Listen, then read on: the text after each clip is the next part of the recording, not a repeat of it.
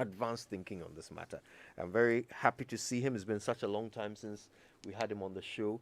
Former Deputy Attorney General, Dr. Dominic Anyine. It's good to see you, Doc. Good morning, and good to be here too. Wonderful. Yeah. We'll be joined by the Dean of the School of Law at UPSA. Yes. Kofi Abuchi, Dr. Kofi Abuchi. Professor now. Professor now. Oh, wow. Straight to the top. Yes. Yeah. So Prof. Kofi Abuchi will join us via Zoom. But look, you know that in these conversations, your voice is the most important one. So listen, tell us, what do you make of all of this? Use the hashtag JoySMS. Tweet hard. We'll share your tweets with the world when we come back from these messages. It's a new day. All it takes is one bad event to affect the things that are of value to you. That home you've built, the business that was bred from years of your hard work, or even that dream car that you finally call your own. But with one bank, you can conveniently protect your properties against future financial losses. So be rest assured knowing your properties are protected under Cowbank motto, homeowners and SME insurance policies. Always stay one step ahead with Cowbank. For more information, call us toll-free on 0800 500 500. You can also visit any of our branches or agents near you to sign up. Take that one right decision today and insure while you bank. Underwritten by Saham Insurance, a member of the Salam Group. Cowbank, forward together. Cowbank, forward together.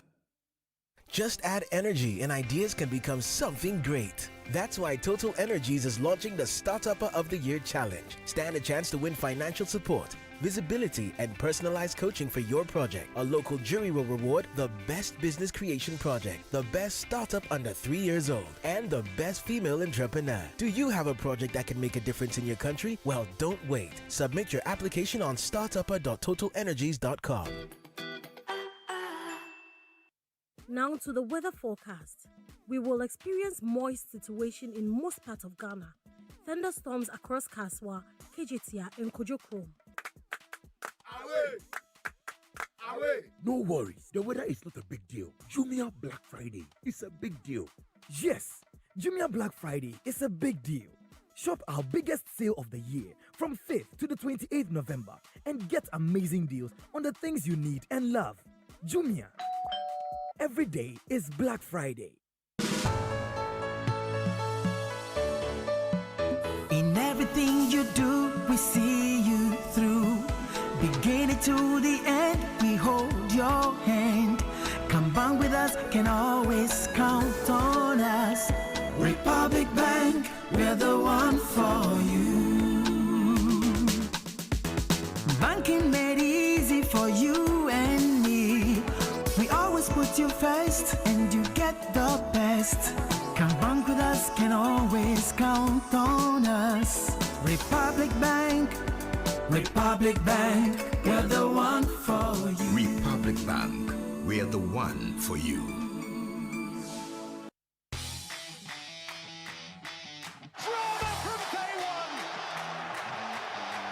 The boys are back, oh! The boys are back! Imagine inviting great footballers like Ronaldo, Messi, and Mbappe into your home. Imagine feeling the big man temperament of football's fiercest rivals in your living room. Imagine enjoying the home ground advantage of witnessing the best of Serie A, La Liga, Premier League, UEFA Europa, and many more leagues all in English. Or stop imagining. Just get a GoTV decoder now at 89 Ghana cedis and upgrade to GoTV Max to turn your home into the home ground of great football. To purchase a new decoder, SMS GoTV to short code 1731. GoTV.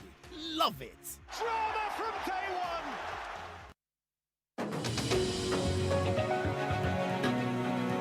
one. It's time to meet again in the magical megacity. Turkish Airlines Flyfest has begun. Fly in complete safety to Istanbul with Turkish Airlines.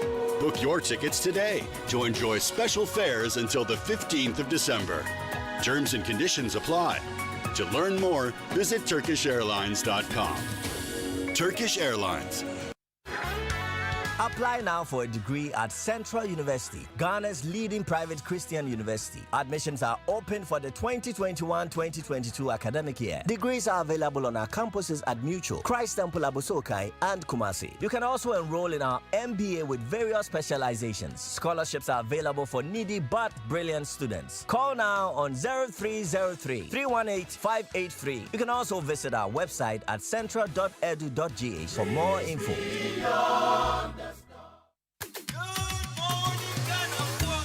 He's up bright and early serving your premium morning radio show. The Morning Man. It's the Morning Man, Kojo Jackson. And I'm when you missed up, that was a power. So boy, it's your best friend. Yes, some Ayakituabe. Media Seno. I buy penny for him. I meet you as you said. You decide one way at your contract.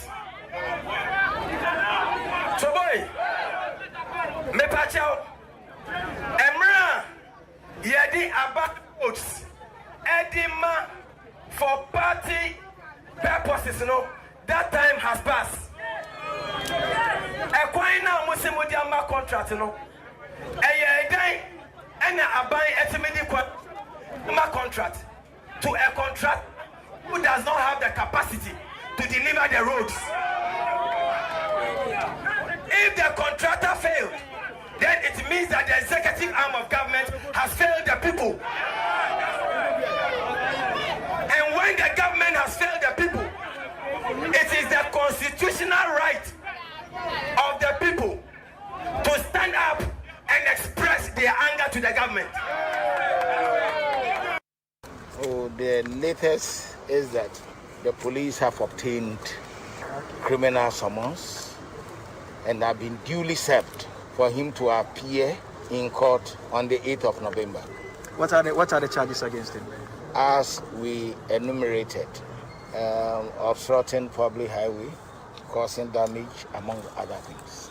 In terms of your men who are supposed to appear before Parliament, I mean, what generally does the police think about that particular invitation? And secondly, there's a statement from Parliament. The invitation has officially not come to the attention of the administration. But the men will be released to show up. And when that comes, the administration may take a firm decision. Parliament is raising issues about how you are going about the arrest of the MP. I mean, this afternoon they've issued a statement saying that they don't think you are using the right procedure. The future might determine that.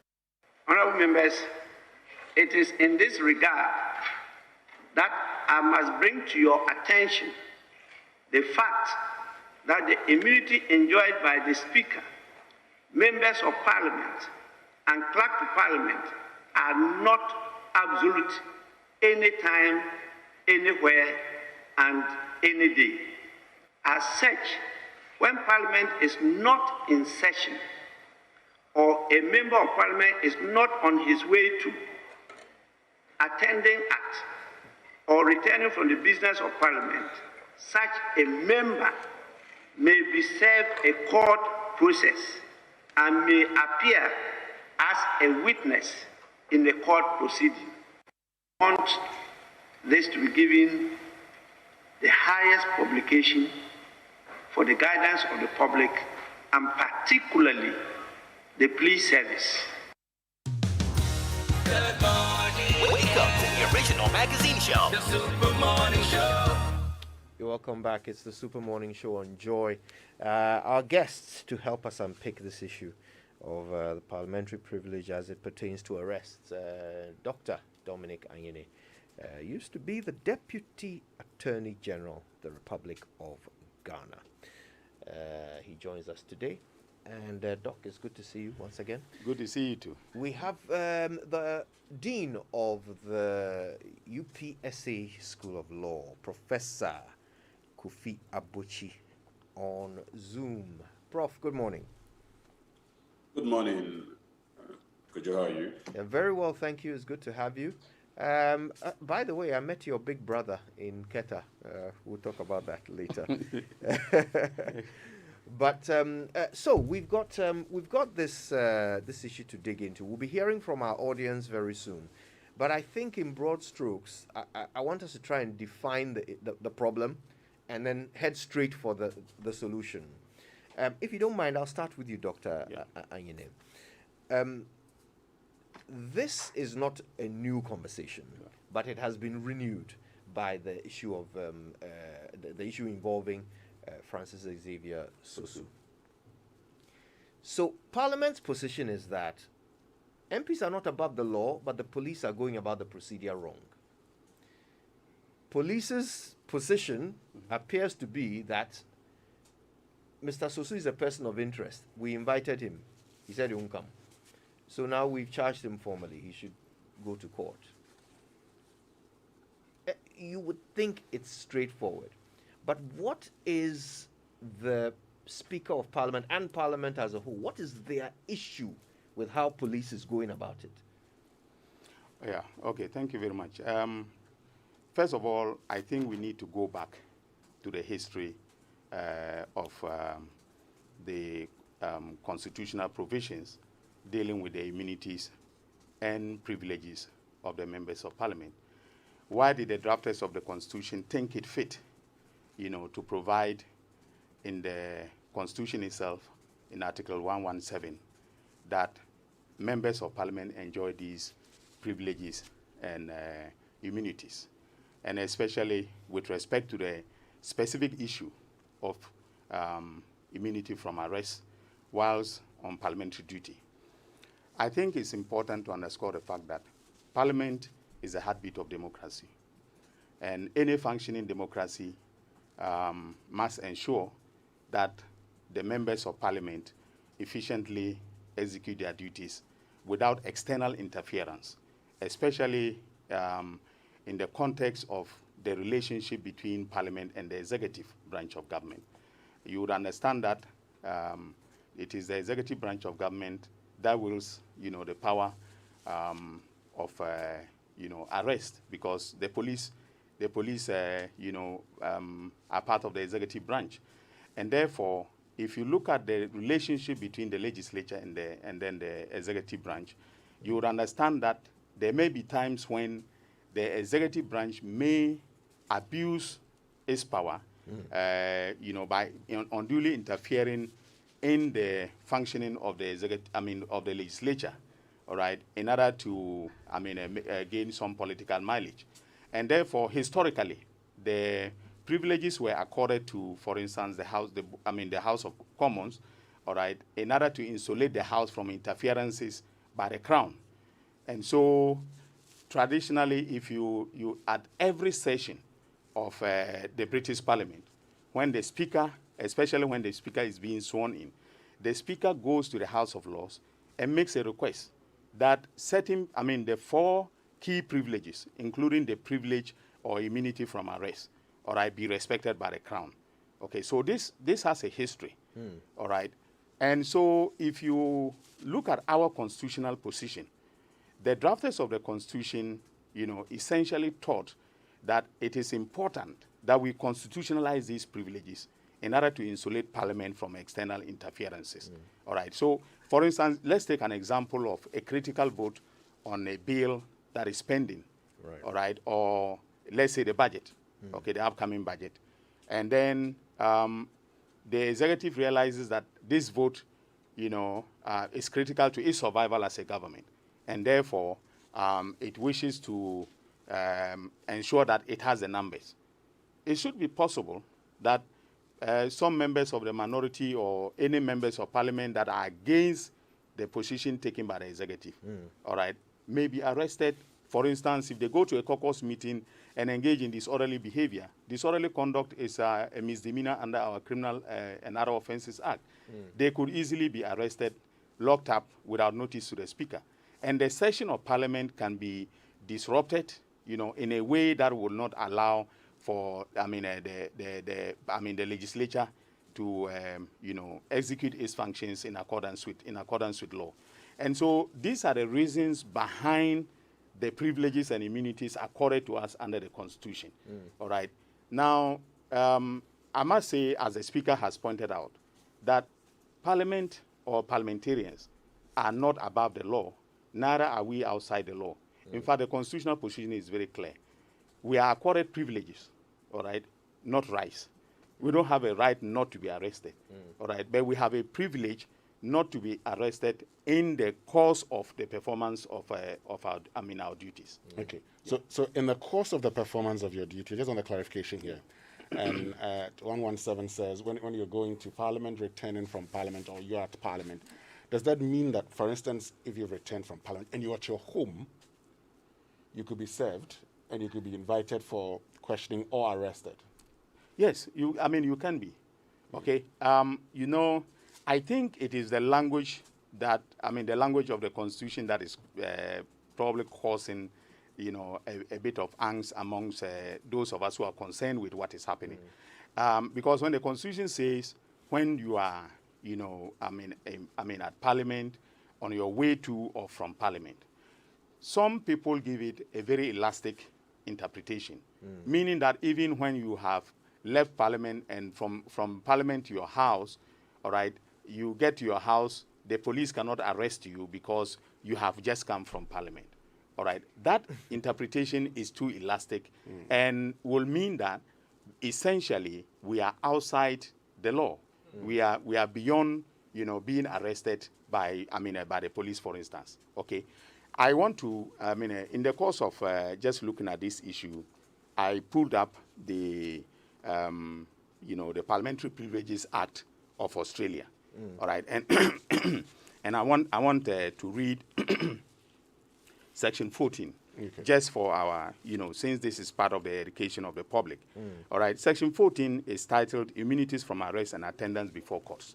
Okay, and it says a member, A, shall not be required to attend before a court or a tribunal, and B, shall not be arrested or detained in a civil cause. So you see, they have they have specifically said civil cause, which means that if you commit a crime, you can be arrested, all right, outright. Now, it says on any day, all right, and this is very important, on any day on which the house of which that member is a member meets, all right, because they have two houses of Parliament, all right, then on which a committee of which that member is a member meets, or which is within 5 days before or 5 days after a day referred to in paragraph C or D. Oh, wow. 5 days before and after. Yes. A meeting of Parliament or a committee of Parliament. You cannot be arrested. All right. Now, does this make the members of the of Parliament of Australia above the law? No, it doesn't. Basically, what the law seeks to do is to provide a statutory regime, okay, that protects Parliament from external interferences in the performance of its duties, as the heartbeat of our democracy. All right. So I think that in this discussion, it is important that we understand the context, okay, the political context that requires that we be granted these privileges and immunities. Winston asked for a clarification of whether or not an MP can be arrested in their home. Let me extend that. No, but by the way, let me just say that I was arrested in my house. In July of 2017, a warrant was served on me, and they searched my house. Because I understood, the law, I didn't claim any immunity from search. I didn't claim any immunity from arrest. Okay, the idea behind this, and I keep emphasizing, is that the work of Parliament should not be unduly interfered with by external forces. Okay, that's a point well made. Yeah. I wanted to get clarification on the specific issue that we're dealing with, the specific example that has brought this back. So can an MP be arrested on Sunday in church? Yes, an MP can be arrested on Sunday in church. All right. Now, let me make a clarification here. The Honorable Sosu made a point, and I think on one of the stations, where he said that he was actually on parliamentary duty. In church? Yes. He was, and we all do that. In my constituency, I go to churches, to thank them for, praying for me during the election or supporting me during the election and so on and so forth, okay? Or when there is maybe a church harvest, I attend the harvest in my capacity as a member of Parliament. Right. All right. The question is whether that is parliamentary duty covered by the immunities and privileges under Article 117 of the Constitution. Let me read Article 117. Maybe that can help us. Right.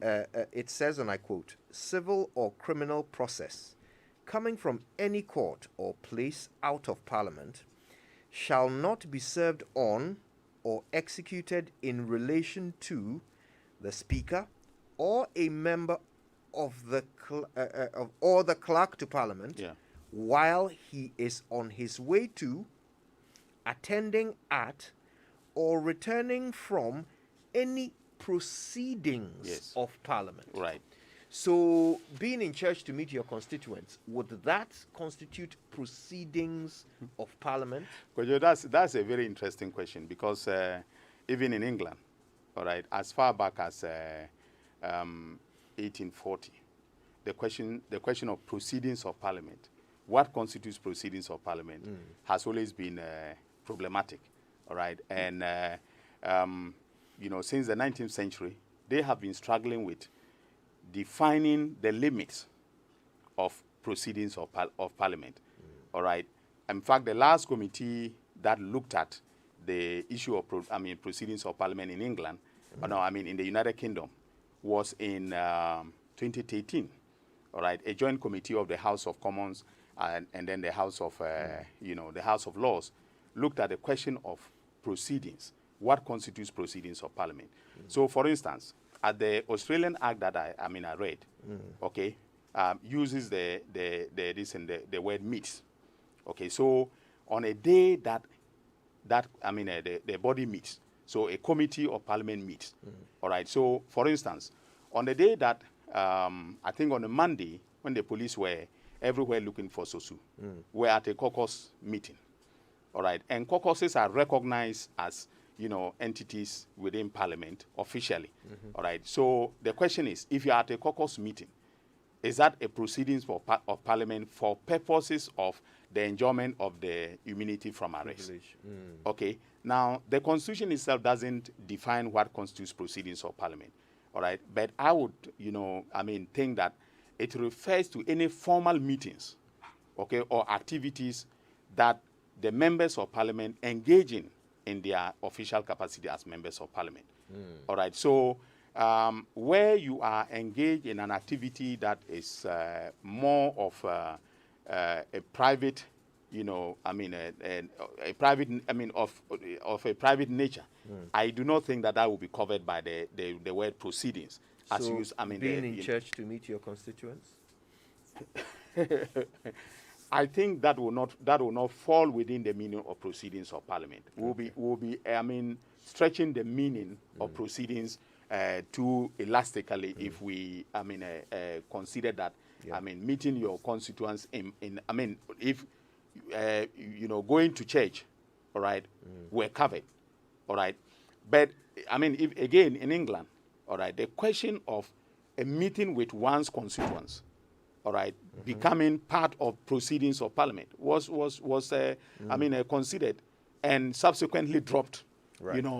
Various committees recommended that it be dropped because it was then stretching the concept of proceedings of Parliament. All right. I want to bring in Prof. Abuchi here, and Prof. For me, I think one of the key issues is whether or not the language of Article 117 is ambiguous. Okay, I just read it. The part that seems to raise debate is the issue of attending, on his way to, attending at, or returning from any proceedings of Parliament. I don't think there's any debate about attending at. If you're in the middle of something that is recognized as proceedings of Parliament, it's clear that you are attending at. But on his way to and returning from seems to have, as Doc Ayine describes it, an elastic interpretation. Is the language ambiguous? Is it difficult to define when someone is on their way to or returning from proceedings of Parliament? I do not think that the language is ambiguous. What I think is wrong with Article 117 is an issue of narrowness. I think Article 117 suffers from something Article 118 clarified. 118 deals with the service of summons and court-related matters. And 118 went further to indicate how we define what constitutes a person attending to the business of Parliament by saying that a certificate of the Speaker is sufficient. So in other words, under 118, the Speaker has been constituted into a judge. And once the Speaker certifies that a particular thing constitutes the business of Parliament, there is no issue. You can even appeal to the Supreme Court. That is definitive, that is conclusive. 117, unfortunately, stops short of that. It doesn't tell us what constitutes proceedings of Parliament. The difficulty with an expanded interpretation of 117 is that proceedings of Parliament often tends to evoke the corporate Parliament, i.e., the body Parliament. When you speak of proceedings, it means we actually have Parliament in session, or we actually have Parliament headed by the Speaker in session. So there's some session ongoing. Or if you don't have the entire corporate entity of Parliament, you have some unit of Parliament, be it the committee, etc. So when you speak of proceedings of Parliament, and I'm not speaking as a judge, but I'm just saying, generally speaking, when one speaks of proceedings, you're speaking of some processes ongoing in respect of which the corporate entity Parliament is at its worst superintending. And so that's the difficulty of dealing with, let's say, one person's activity being considered proceedings of Parliament. But again, the question, and I totally agree with the historical account given by my very good friend, Dr. Dominic Aine in the studio, except to correct one key impression of that. So I agree with the historical account, but just a minor correction. And the minor correction is, even though this actually originated historically from England, it is important for us to know that the protection or the immunity that was granted in England was limited, or was a limited immunity. It was an immunity that was specifically limited to the slanderous comment of MPs on the floor of Parliament, the contemptuous behaviors of MPs in respect of processes of court, or prosecution of MPs for breaches of what is called the Official Secrets Act. These were the specific instances, the three instances in which members of Parliament of the English Parliament, the Westminster Parliament, were protected. Therefore, the power of arrest was specifically not given. And indeed, MPs were arrested for offenses that they committed. And there has been instances in which it has clearly been indicated that those restrictions or the immunity that was conferred on members of Parliament was not cognizable under that circumstance. If you allow me, I would like to also express one or two positions in respect to some of the issues. And I think when we have so much political interest in a particular issue, sometimes it clouds the judgment. And a lot of the conversations I've had from some very respectable minds, I think calls for the need for us to unpack some of the issues. I think, first of all, it's important for us to remember that this issue certainly goes way beyond the Honorable Sosu. This issue is important to be put to rest once and for all, if the possibility exists, because we're going to have it recurring. And for our very important members of society, like members of Parliament, we need to have some clarity so that they can order their lives accordingly, so that there are no confusions and there are no uncertainties. It's important for us to, number one, separate the powers of arrest, that is the powers of the police to arrest people, from the substantive validity of the charges. They're two different things. Unfortunately, the conversation has been confused, and you hear things and you're not sure whether we're discussing whether there's a power of arrest or whether the charge that is preferred, pursuant to the arrest, would hold in court. Whether the charge will stand the test of time in court. They are two separate issues. The police has the powers of arrest under the Criminal Procedure Code of Ghana, Act 30, and Article 14 of the Constitution. The police have the powers of arrest. And as I indicated on some other platform, the police have the powers of arresting everybody from the vice president down. In other words, the only person who cannot be arrested in Ghana, who is totally immune from the powers of arrest in Ghana, is the president. What that means is that then the rest of the question becomes the circumstances of arrest. And I dare say, when it comes to arrest, I have told my constitutional law students in the past that if we should audit the police for arrest, 90% and more of all the arrests the police engaging in Ghana are wrongful. They hardly go through the proper processes. Indeed, the Constitution further makes their work even more complicated and difficult by saying when the police arrest you, they must inform you in a language you understand, not a language the police understand. And I think if we should really subject this to a serious scrutiny, A lot of the arrests of the police in Ghana may be problematic. So it's important to separate that. If therefore the police can arrest everyone, then it means that in principle, the police can arrest all members of parliament. Therein comes Article 117. 117 specifically then takes the time to draw the boundaries and say, members of parliament cannot be arrested for the circumstances that have been enumerated by you when you read it, and indeed clarified by the Honorable Dr. Dominic Ayene, that you cannot arrest a member of parliament on his way from parliament, on his way to parliament, or on his way attending the business of parliament. You cannot arrest a member of parliament. The difficulty then is when is a member of parliament on his way from parliament, when is a member of parliament on his way to parliament, and when is he attending the proceedings of parliament. Unfortunately, the Constitution doesn't clarify this. And the challenge then is we have to construct this in any given circumstance, whether or not a person is on his way from parliament to parliament or attending at the business of parliament. As I indicated, 117's problem is that it's a bit too narrow. It doesn't go forward to tell us what constitutes these things. It doesn't go ahead to tell us the more difficult one of what constitutes the proceedings of parliament. And if a member of parliament is protected for the purpose of doing the work of parliament, and I 100% agree with what Dr. Dominic Ayene said in terms of the question of the abuse of executive power. Part of the reason why 117 is what it is to avoid the exploitation of executive power. And so, for example, assuming you have parliament in which the difference between the majority and the minority is, say, plus one or two votes. Right. The police are ultimately part of the executive structure. What it means is that if you have a system in which the president wants to abuse its powers or the executive wants to abuse its powers, the executive simply has to find a way of arresting a member of parliament and dragging the process and making sure that particular parliamentary vote is taken, after which the member of parliament is released and then proceedings will continue. So you can stultify and undermine the capacity of parliament to do its work by ensuring that you artificially minimize the numbers of parliament, the numbers of a particular side of parliament, so that you can, as it were, win a vote and champion your political agenda in that respect. So there are clear difficulties, which is why the framers may have inserted that. The problem is that the important things are not defined, and the issue of the speaker, unfortunately, is not mentioned in 117.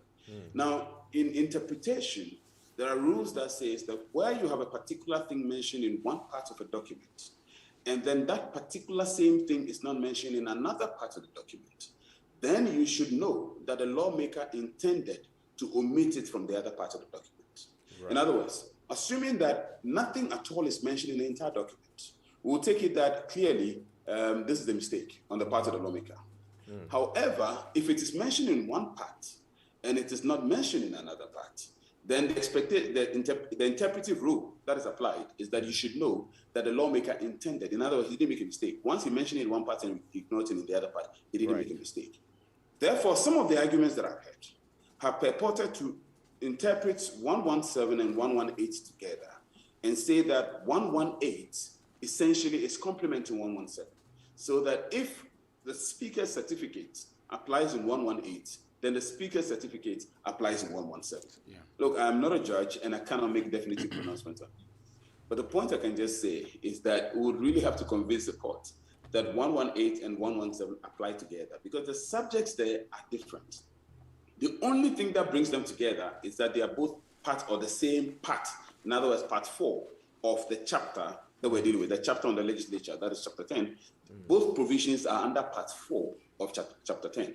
And so that is the closest that one can come to in saying that the two are under the broad section of the Constitution together and therefore can be interpreted together. But if you look at the subject matter, the two are slightly different. One is dealing with the issue of arrest, the other is dealing with the issue of court processes. And then in respect of the other, clause 2 of that particular article indicates that the speaker certificate deals with the issue. So the issue is a bit complicated, and as I indicated, the way to go about this is to unpack it.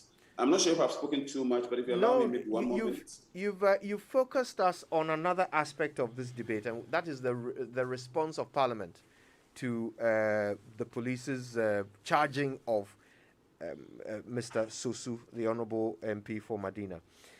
So the statement from the Parliamentary Services, it's quite clear in paragraphs 16 and 17. I'm just going to read them quickly, very short. 16 says, Mr. Speaker reiterates that the immunities and privileges of members of Parliament are not absolute. the procedure for causing the arrest of a sitting member of parliament or serving a court process must be in accordance with the Constitution.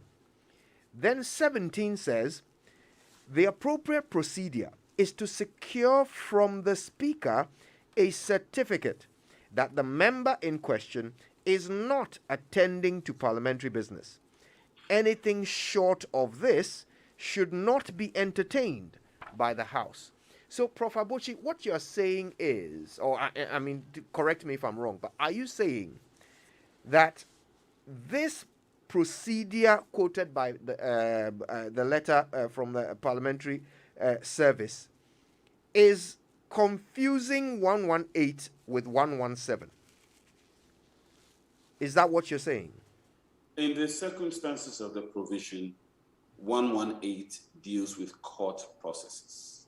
In fact, if you look at the provision in 118, it specifically deals with summons from court, court processes. So 117 deals with arrest, which is pre-court.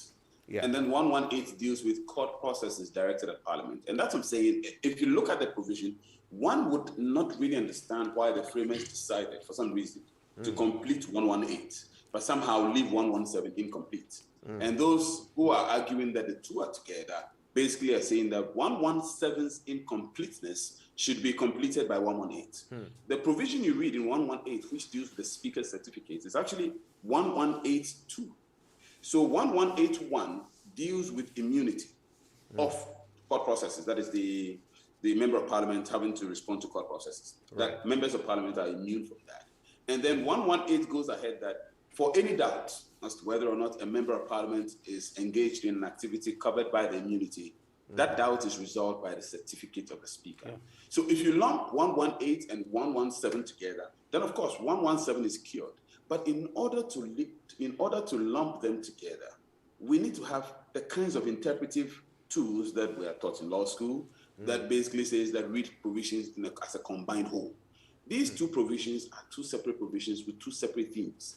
And one deals with the issue of arrest, the other deals with the issue of court processes. And the one that deals with the issue of court processes goes further than the one that deals with the issue of arrest. If you may just permit me in finally making a comment on the issue of this. So I mentioned that we have to separate the substantive validity of the charge itself from the procedural aspect.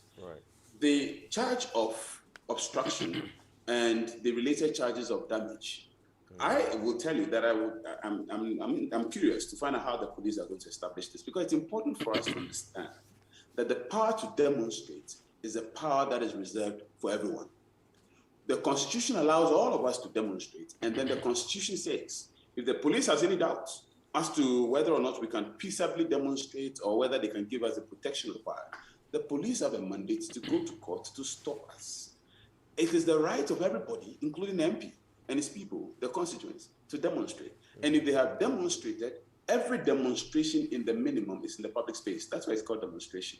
So charging someone for obstruction, for merely exercising that constitutional right, which was not injuncted by a court order, I find that problematic. And to establish that he has actually caused damage to public property, there's nothing like collective responsibility, nor is there something like vicarious responsibility.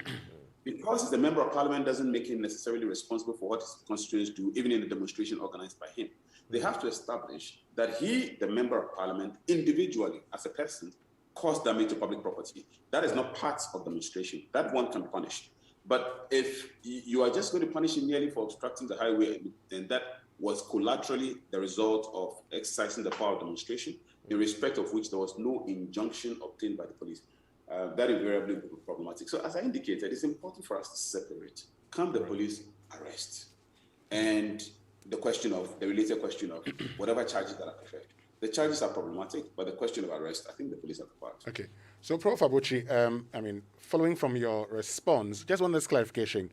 So, is it your point that based on Article 117, the police does not need a certificate from the Speaker of Parliament before arresting a member of Parliament, as is the case in 118?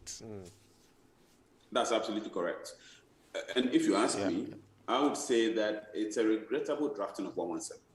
I think the very reasons why 118 is complete should have resulted in 117 equally being complete. I'm not quite sure why the framers left the way they did. Perhaps the framers are assuming that because 117 is less contentious, when the court directs its order to Parliament and there's a disobedience of the order, there is always a danger of contempt of court proceeding against that member. So to avoid the prospect of having institutional clashes between the judiciary and the legislature, and more importantly, between the courts and the individual citizen MP who may potentially find himself in contempt of court and therefore in prison, to avoid that, 118 has gone ahead to clarify the issue and said, if there's doubts, the speaker gives a certificate and that's it. So if you look at 118, it's not even necessarily saying go through the speaker, but it's saying when there's a confusion, if there's a doubt, the speaker issues a certificate and that's it, that resolves it. 117, in my opinion, even though I still think it's regrettable, in my opinion, the defense for that is that it is dealing with the process which started from the police and whose contention under any circumstance can be resolved by the courts anyway. And so, frankly, the dangers in 117 are less, less augmented as compared to the dangers in 118. And it will be interesting to see the courts probably deciding to read 117 and 118 together, which will resolve the matter. But in the current structure, 117 is an independent provision. 118 is independent. And it's hard to read it together, particularly because they deal with two different subject matter. And the second one, which is 118, specifically related to the issue of court summons. Well, there's a lot more to learn from our guests, and we will do exactly that. Yeah, unfortunately, Doc, if you don't mind, forgive me, because I think we have to take... Okay, producer says we can give you a minute. Okay, thank you. I want to differ from the learned professor on this one. Okay.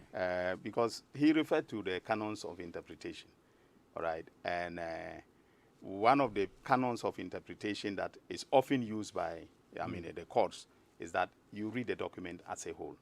All right. I think that on this matter, okay, if you look at 117, it says, the marginal note says immunity from service or process. What processes are we talking about? We are talking about criminal and civil processes, criminal summonses. Okay, that can be issued, by the court, can only be issued by the court. Okay, and then, it also uses, attending proceedings of Parliament, and so. If the power given the speaker in 118, all right, is exercised only in respect of, the subject matter of 118, it defeats the purpose of 117, okay? Because when there is a problem with respect to, let's say, an arrest, okay, or a trial. And the speaker has to, the question is whether or not the member of parliament was attending parliamentary proceedings. 118(2) kicks in to resolve the problem. Okay, so I don't think that the drafters of the Constitution, made any mistake. They intended that 117 and 118 be read together. I think you're both saying that there's no mistake, just that still the interpretation is different. And we're going to learn a bit more when we come back. Our guests, Professor Kofi Abuchi and Dr. Dominic Anyine, helping us understand the issues of Articles 117 and now 118, which have to do with immunity from arrest and proceedings, summons and so forth, a privilege granted parliamentarians. More on these when we return. No victim of gender-based violence should be silent. Every human deserves dignity and respect. If your health, dignity, and security is undermined, you must seek assistance. Call the Orange Support Center for assistance on toll-free number 0800 111 222. This message is by the kind courtesy of the United Nations Population Fund, UNFPA.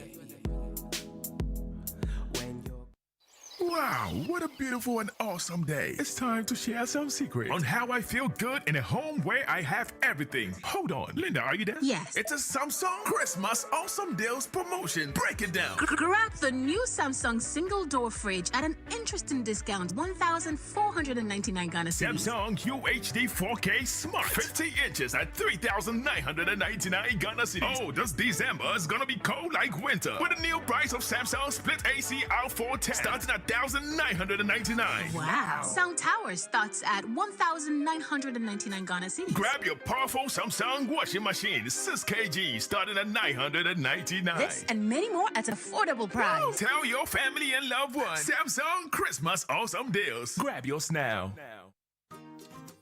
For Pepsodent, smiles are one of the most important things we have. The problem is, globally, 1 in 2 children suffer from cavities. Pepsodent, with maximum cavity protection, helps to prevent the formation of cavities. Pepsodent, because every smile matters. This advertisement has been vetted and approved by the FDA.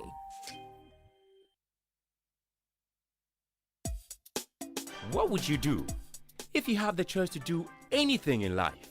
Build your dream house, take very good care of your family, and plan for a comfortable retirement. Plan a befitting funeral for your loved ones when they depart. How would you live if you knew there was a friend waiting to support you on all of your life's choices? You have such a friend in Glyco Life Insurance. Glyco Life has all the plans to meet your life's needs. Your child's education, your life savings, your mortgage, funerals, redundancy, and your retirement, and takes the burden off your shoulders. So go ahead and live life to the fullest today with Glyco Life Insurance plans. And remember that all our policies are hedged against inflation. Talk to Glyco Life on 0302 218 500 or 246 142. Also visit our website at www.glycolife.com or any of our branches nationwide for more information. Glycolife, we cushion you for life. Glyco, we cushion you for life.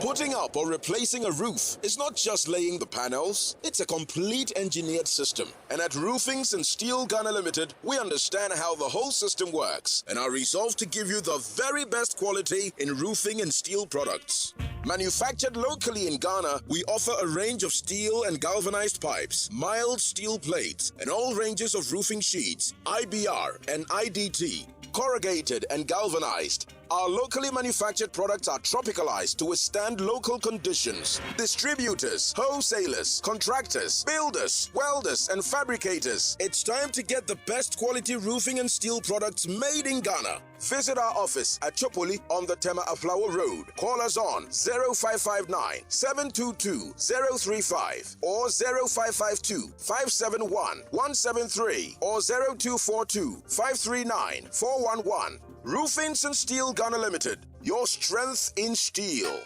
It's Hollandia yogurt, a nourishing snack. Check. Vitality. Check. Taste. Check. Vitamins, calcium. Check. It's Hollandia yogurt. It's Hollandia yogurt. Hollandia yogurt. Enjoy a nourishing boost of vitality with Hollandia yogurt. Available in strawberry and plain sweetened, fortified with vitamins A, B2, B12, and a source of calcium. Grab a pack of nourishment and level up. This advert is FDA approved.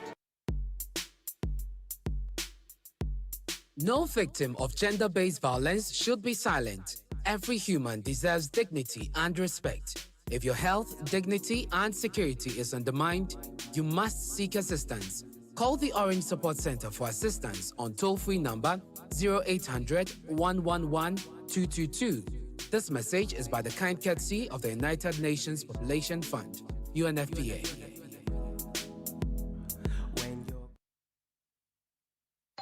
Boy, the AC you bought me, I will get that and many more at a greater discount. Electroland Ghana has got Ghanaians covered on EGL Fantastic Christmas Promotion. Surprise! This is straight from EGL. Oh my, it's Fantastic Christmas Promo. As Santa Claus is coming to town, it's got to feel like winter. This Christmas, grab the NASCO eco-friendly Air Doctor Split AC, starting at 1,799. Air Doctor, no Corona. Grab your NASCO 32 inches flat LED TV for 799 Ghana cedis. What more can you ask for? For your family and loved ones this Christmas, grab your media tabletop fridge starting at 799 Ghana cedis. We will give you a media freezer, 1,299 Ghana cedis. And tell your mama that Toshiba washing machine front load is going for 2,699. Fantastic Christmas promo is really everywhere. Hurry up and enter any EGL showroom. Fantastic Christmas promo is everywhere.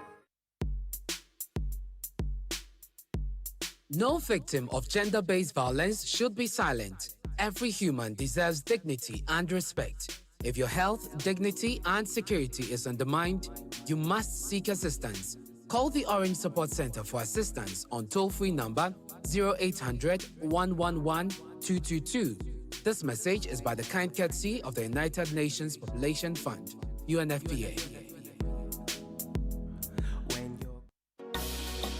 Center of the world and home to the headquarters of the AFCFTA. Abundant resources and limitless opportunities for business and investment. A great story of growth and attractive returns in a fast transforming country. Be part of this great opportunity and optimism. Invest in Ghana. Make it happen with the Ghana Investment Promotion Center, GIPC. Connect, let's talk, and guide you through numerous incentive packages for investment. We are open and ready for partnerships to grow in Ghana and grow with Ghana. Locate us at Vivo Place Cantonment Accra or call us 0302-665-12529. Online at www.gipc.gov.gh and on all social media platforms at GIPC Ghana. Drop us a mail, info@gipc.gov.gh. GIPC, your first port of call for investing in Ghana.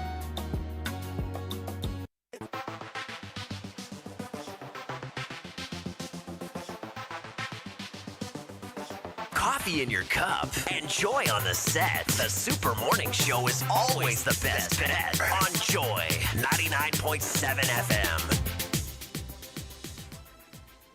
Parliamentary privilege is the topic of our conversation today. You're welcome back. A particular privilege, immunity from arrest under certain circumstances, is what we are discussing today. And of course, it's all been brought up by the recent travails of Mr. Francis Xavier Sosu, the Honorable Member of Parliament for Medina. And so we're learning from our guests, Dr. Dominic Anyene and Professor Kofi Abuchi. So far, it's been enlightening. And we're going to wrap it up very shortly and hear from you as well. But listen, this conversation will continue on Newsfile. All right? So here's a reason for you to, join us, because we will have the same guests continuing the Very conversation. important. On Newsfile. All right, listen, a couple of important messages before we get back in. Thanks for all your text messages. We'll be sharing a few in a moment. They are brought to you by the Glycocritical Illness Plan, GSIP, it's in your best interest to survive, and Fabri Metal, your partner in steel. And Fab 500 steel rods are manufactured locally by Fabri Metal Ghana Limited using international quality standards. As winners of the 2021 Steel Manufacturing Company of the Year and Excellence in Corporate Social Responsibility, we pride ourselves as the industry leader in steel, providing the local market with import substitutes at affordable prices. Call Fabri Metal on 0552 698 192 or 0249896103 and locate us at Chopoli on the Tema Aflau Road. Fabri Metal, your partner in steel. Now, have you met Babs from Enterprise? Babs is your new contact for insurance, pensions, funeral, and property solutions from the Enterprise Group. You can easily chat with Babs on the Enterprise Advantage app, the Enterprise website, and on WhatsApp on the telephone number 055 400 1924. Babs is always available and willing to help you find solutions to your big dreams. So come on now and dream big with Enterprise, your advantage. And getting things done is simple with the right assist. Get the digital assist with the ABSA digital banking channels and never miss a second of the Premier League. Sign up for an ABSA account, download the ABSA mobile app or dial *895# and start banking simply today. And as a first-time user, you earn points to win airtime every week when you get your banking done on ABSA digital channels. Be one of the top 10 ABSA customers with the most points to win an all-expense paid overnight stay at a luxurious hotel with hashtag the digital assist. Now that's Africanacity, that is ABSA. ABSA, the official African banking partner of the Premier League, but terms and conditions apply. All right, it's another season of the National Science and Maths Quiz. 135 schools keenly compete for one trophy. Kumasi will host the brightest minds in science and maths from the 26th of October. So catch all the contests on TV, radio, and online. The 2021 National Science and Maths Quiz is produced by Primetime Limited and sponsored by the Ghana Education Service in partnership with ABSA Ghana and supported by Joy News, Goyle, Prudential Life Insurance Ghana, Airtel Tigo, Dano Milk, Academic City University College, Kenya Airways, Adansi Travels, Accra College of Medicine, GTP, and YFM. The broadcast of the National Science and Maths Quiz on Joy News is supported by Cowbell, our milk, high in protein and vitamins, Papa's Pizza, taste it, love it, Ace Medical Insurance, the new face of health financing, Tampico, simply irresistible, and Dole Yogurt. More, I need more. All right, then, listen, let's try and wrap these issues up. And I want to come to Professor Abuchi, if I may. Prof, I think now we are realizing more than ever how important words are. So, Dr. Anyini makes an argument, and I think to illustrate it to our audience, I'm just going to read the actual words of the Constitution, Articles 117 and 118.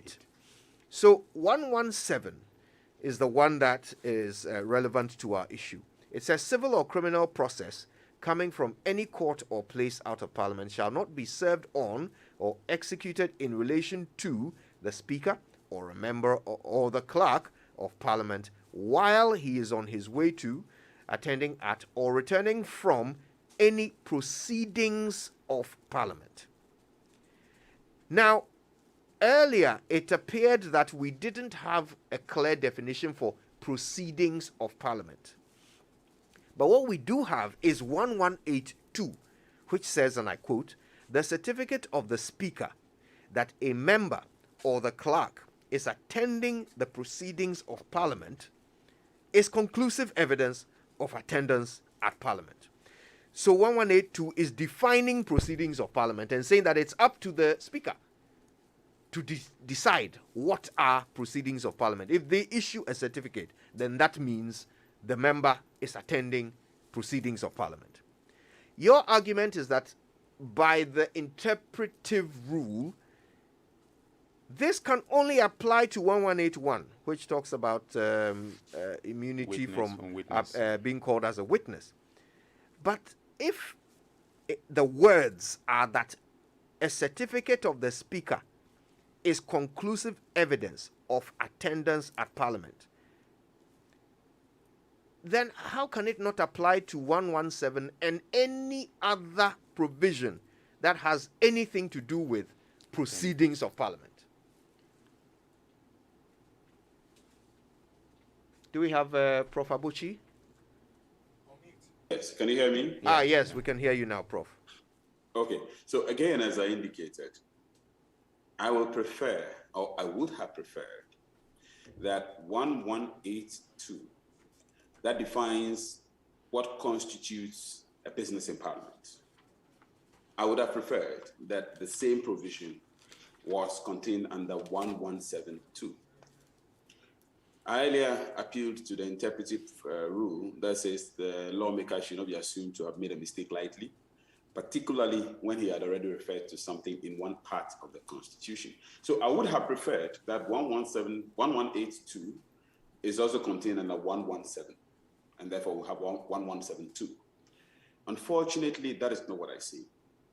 Therefore, I would actually be quite happy if we have an interpretation of the Supreme Court that basically says 117 should be interpreted in the context of 118. Until we have a definitive judicial pronouncement in this regard, what we see are two independent provisions, one of which basically just says there's a functional immunity, and that functional immunity is related to the Member of Parliament doing his work on his way from Parliament, on his way to Parliament, and attending the business of Parliament. And then leaving it at that in terms of how do we define what constitutes on your way from Parliament, on your way to Parliament, and the business of Parliament, and whether in this case the Speaker's certificate is conclusive. 117 doesn't say anything like that. And so on the face of it, one would say the recourse should be to court. But unfortunately, if we have to do this every time, if every time a Member of Parliament is arrested, we have to go to court, it's laborious for the police, it's laborious for the Member of Parliament, it is destructive of the work of Parliament, It undermines Parliament's corporate integrity because of all the members who have to be there together. All these undermine Parliament's work, and therefore the constant resort to court makes it impractical, makes it a bit non-functional. And so I would prefer an interpretation that combines 118 to 117. At the moment, it will be what I would call legal gymnastics. We are doing it ourselves. And frankly, on the face of it, it is not borne out by the structure of the provision. Okay. But I would prefer a court interpretation that lays things to rest, that says, let's actually borrow 1182 and apply it to 117. In the circumstances, we are doing a pick and choosing, and that's a bit problematic. Right. Okay, understood. So Prof. Abuchi's preference would be for an interpretation by the courts. Right. Dr. Aini, there is also the option of Parliament passing a law that, fleshes out this matter and clarifies it. Yes, so, and we are actually in the process of doing that. Oh, wow. We have the new standing orders that are coming before the House, and those orders have actually been deliberated upon by the committee of which I am chairman, that is the Subsidiary Legislation Committee, all right? And we are fleshing out the privileges and immunities portion. But you would realize that the standing orders, are made pursuant to Parliament's, power to regulate its internal, matters. All right. We always say that Parliament is a master of its own procedure. And so we are fleshing them out in the standing orders. Now, the question is whether the standing orders are justiciable, for instance, in situations where, let's say, the IGP, arrests a member of Parliament in a manner that is in breach of the standing orders when they are passed. All right. Can there be a resort, to court for purposes of, let's say, determining whether or not there has been a breach of, a privilege? Right. Usually, the determination as to whether there's a breach of privilege is one that is determined by Parliament, itself. Okay, so I would prefer that procedure rather than have a situation where we are subjecting the interpretation of 117, 118, all right, to a determination by the Supreme Court, all right, because at the end of the day, when the court has elaborated the parameters of the Constitution, all right, in terms of implementation, it will come back to the same Parliament of Ghana in terms of how we deal with the executive branch when it comes to the issues of arrest, serving as a witness in court and so on and so forth. Okay, the alternative would also be just like the Australians have done, and in other jurisdictions, to pass an act, okay, an act of Parliament on parliamentary immunities and privileges. Okay, that way you subject the statute to justiciability before the courts. Right. So that whenever there is a matter to be determined with respect to whether or not, okay, a member of Parliament enjoys a certain privilege or, is immune from a certain process, then it will be determined within the confines of that statute. Right. Okay. I think that, usually we tend to want to resort to court interpretation. All right. But sometimes the courts may even end up obfuscating the situation, making it more confusion for us. Well, it occurs to me that the IGP might just beat you to it and go to the Supreme Court. Well, yeah. Oh, okay. That's interesting. I mean, I would be happy to see how the Supreme Court interprets the provisions. Yeah. I want to thank you so much for joining us this morning. It's been so educative. Of course, Dr. Dominic Anyene has been our guest alongside Professor Kofi Abuchi. And we've learned so much from you as well, Prof. Kofi Abuchi. Thank you both so much for your time. So a couple of tweets, and then we'll take a break. This one is from @Ministruth, and it says, Mr. Abuchi needs to revert his mind to the maxim, you cannot put something on anything and expect it to be there. The police service cannot go through wrong to do right.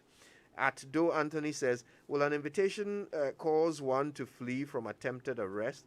Will that warrant the interdiction of his bodyguard? The police wanted to arrest him at all costs. at Tebi_Henry says, we are ready to support the IGP, Dr. Dampare, and the entire police to bring sanity to our Ghana, but they must also follow the right channel in inviting the Medina MP rather than making as if the MP is a hardened criminal. First, but Kojo, you know that on Saturday at 9 a.m. on Newsfile, Dr. Dominic Ayine and Professor Ernest Kofi Abuchi will both be there, to continue with this all-important conversation. We've had our fair share. We'll continue on Newsfile. But let's go for some few messages from our partners. When we return, our friends from Roche Pharmacy are joining us here on the Super Morning Show. We'll be right back. It's Hollandia yogurt, a nourishing snack. Check. Vitality. Check. Taste. Check. Vitamins, calcium. Check. It's Hollandia yogurt. It's Hollandia yogurt. Hollandia yogurt. Enjoy a nourishing boost of vitality with Hollandia yogurt. Available in strawberry and plain sweetened, fortified with vitamins A, B2, B12, and a source of calcium. Grab a pack of nourishment and level up. This advert is FDA approved. The excitement is here again. Feel the joy this November with Malcolm's Black Friday everyday sale. Unbelievable deals.